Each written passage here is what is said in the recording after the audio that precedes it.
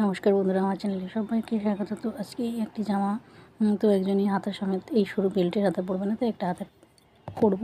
একটা কাপড় নিয়েছি, তার জন্য এই কাপড়টাকে প্রথমে আমি ছোটো ছোটো করে কুচি দিয়ে নেব।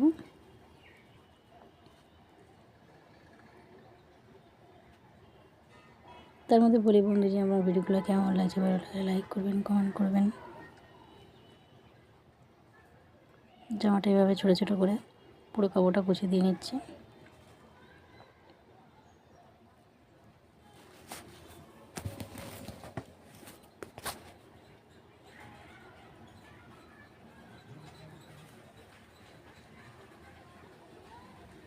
পুরো হাতার কাপড়টা কুচি দিয়ে নেওয়া।